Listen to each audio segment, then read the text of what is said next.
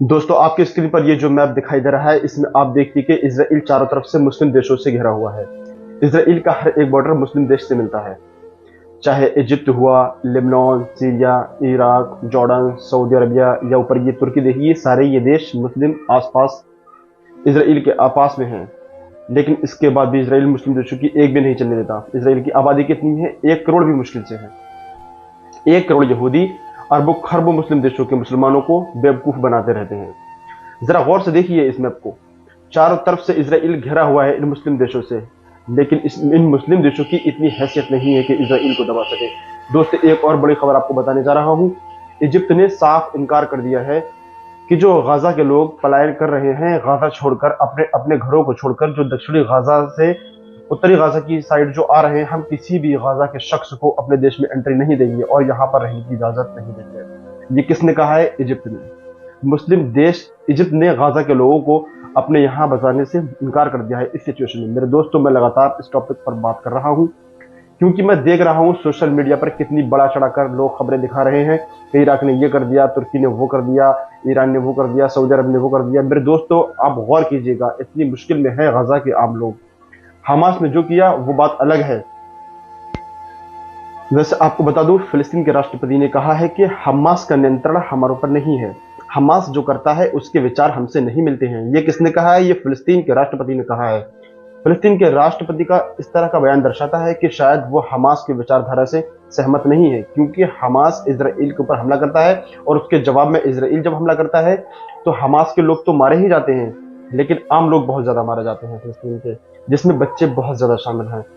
इसीलिए फिलिस्तीन के राष्ट्रपति ने कहा है कि हमास के विचारों से हमें कोई मतलब नहीं है। लेकिन आप जरा यहाँ पर गौर कीजिएगा, इतना सब कुछ हो रहा है गाजा के अंदर, बूंद बूंद पानी के लिए लोग तरस रहे हैं, लेकिन किसी भी मुस्लिम देश की तरफ से ये बात नहीं कही गई है कि जो गाजा छोड़कर लोग आ रहे हैं हम उनको अपने देश में शरणार्थी के तौर पर जगह देते हैं। कोई भी मुस्लिम देश सामने आकर देश को कह रहा है?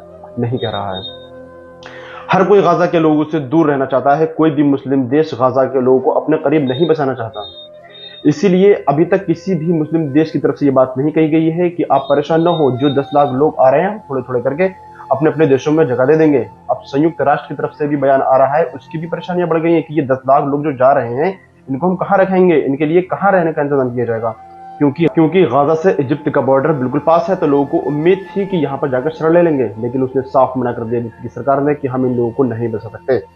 अमेरिका राष्ट्रपति पद के उम्मीदवार रह चुके निकी हेली ने भी ये बात कही कि आखिर ये मुस्लिम देश क्यों खामोश है, क्यों दरवाजा नहीं खोले इन शरणार्थियों के लिए। बेचारे दर बदर फिर रहे हैं, खाने के लिए खाना नहीं है, पीने के लिए पानी नहीं है, छोटे छोटे बच्चे एक एक बूंद दूध के लिए तरस रहे हैं, लेकिन इसके बावजूद भी ये इस्लामिक देश क्यों खामोश बैठे हैं?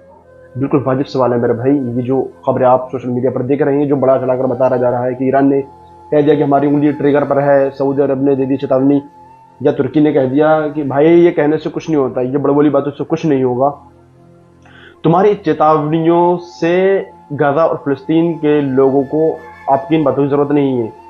इन मुस्लिम देशों को उनके बच्चों के हाथ थामने की जरूरत है। इन बातों से भाई कोई फायदा नहीं है। फिलहाल इसी बीच अमेरिका के राष्ट्रपति जो बाइडेन ने इजराइल के प्रधानमंत्री को चेतावनी देते हुए कहा कि वो गाजा पर कब्जा करने का सोचे भी नहीं। हमास के ऊपर हमला कर रहा है, जमीनी लड़ाई है, आपका जो एयर स्ट्राइक जो भी है आप उससे कर रहा है वो आपका अलग मैटर है, लेकिन अगर आपने इजराइल ने अगर गाजा के ऊपर कब्जा करने की सोची तो ये बहुत बुरी खबर है। गाजा पर कब्जा करना, इजराइल के लिए कब्जा करना ये अच्छा नहीं होगा, ये चेतावनी जो बाइडेन ने दी। लेकिन फिलिस्तीन के राष्ट्रपति जो मोहम्मद से ये बात कही कि हमास हमारा प्रतिनिधित्व नहीं करता, यानी हमारा लीडर नहीं है हमास, हमारे और उसके विचार नहीं मिलते हैं।